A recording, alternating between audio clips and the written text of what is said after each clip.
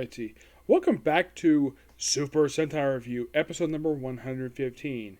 This is discussing episodes 31 to 36.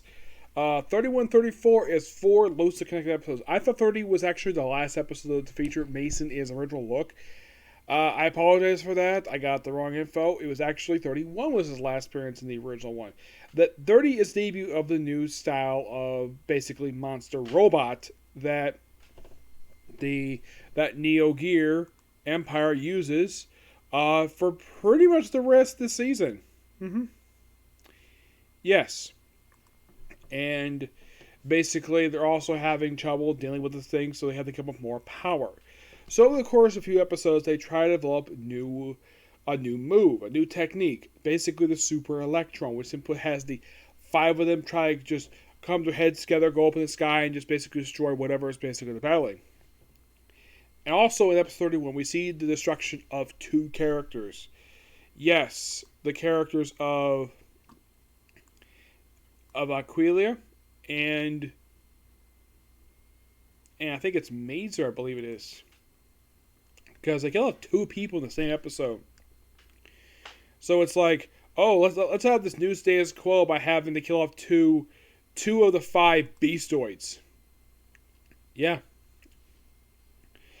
2 of the 5. Yeah, they kill off Aqualinger and Masurju. Yes, Masurju is on fire as laser out of his eyes. Yeah, these 2 people are destroyed. Ju, for some reason, is able to live. Despite being, blown up.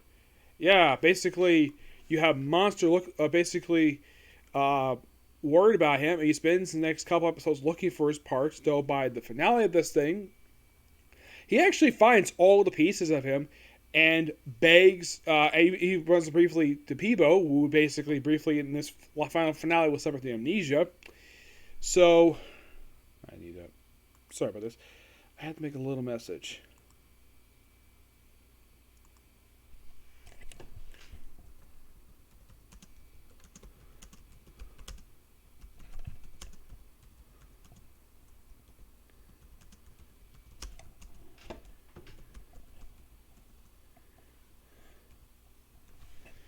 Okay, got that out of the way. So, we see new looks. Mason's new look, he actually, of the 3 who get new updated looks, the big 3, he actually gets the most upgrades.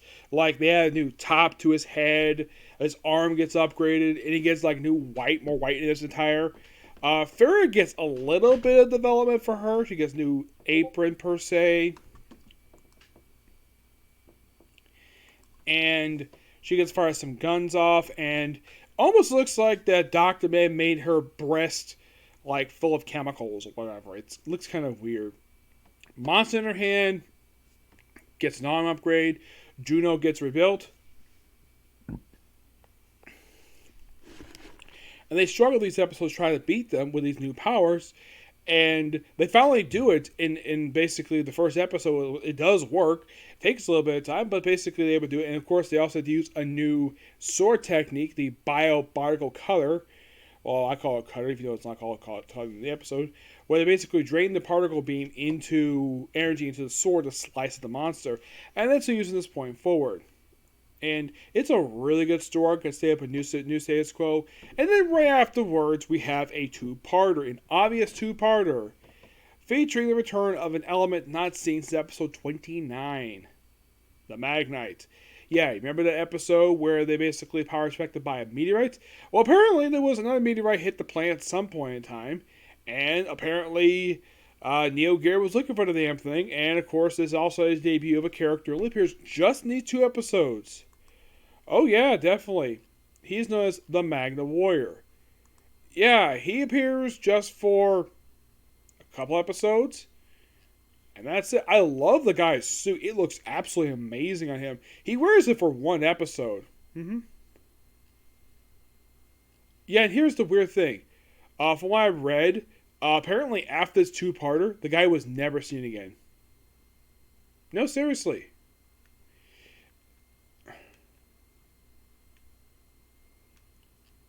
Yeah, and this is one of 2 times ever in Super Sentai where you have a prototype, let's say Ranger, who in just one shot and just disappear again.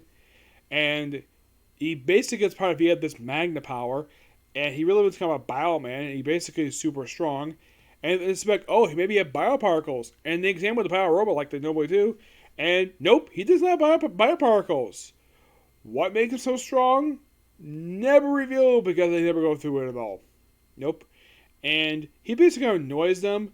Also, when he basically finds out that June is Yellow 4, he's like, oh, can I touch? He basically at one point is touching her chest.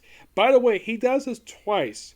First touch with his hands, and then he touches it with with his head in the finale of the next episode, where basically he's leaning on her chest. Though in the case of the first, he's like, oh, put your hands down. Don't touch. And of course, does he grip her breast? No, he just touches them. Yeah, he touches her chest. And she just brushes it off like it's nothing. I mean, Jew, you do realize, though, he touched your chest. And you barely have a reaction to it at all. And by the way, he immediately falls for her due to the fact she's very strong. Yep. No denying that, June is a very lovely woman. So, there's that. So, he's a bit of an annoyance. That's how first he fights him at first because he thinks they're the one responsible for disrupting the mountains, even if it was actually Neo Gear. And then he finds out about it, and then he, gets involved with them due to fighting another woman.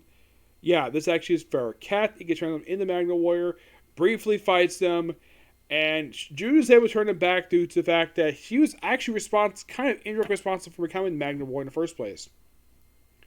So eventually he's able to destroy the suit via breaking the bracelets with her arrows, having her and him team up to take on some of the mech clones, beat them, and of course beat the monster, which by the way they have where every let's just say that everyone, instead of basically not just a monster out by itself, be sentient, this time one of the big three pilots the damn thing. Mason has so far done it twice.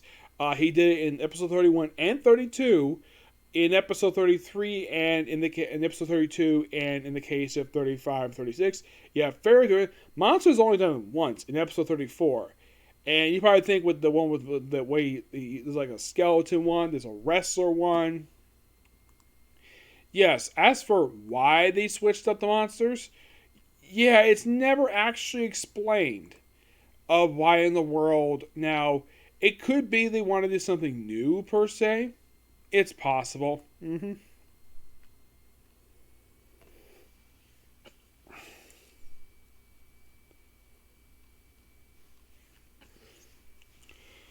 That's probably the reason why they actually just decided to replace them.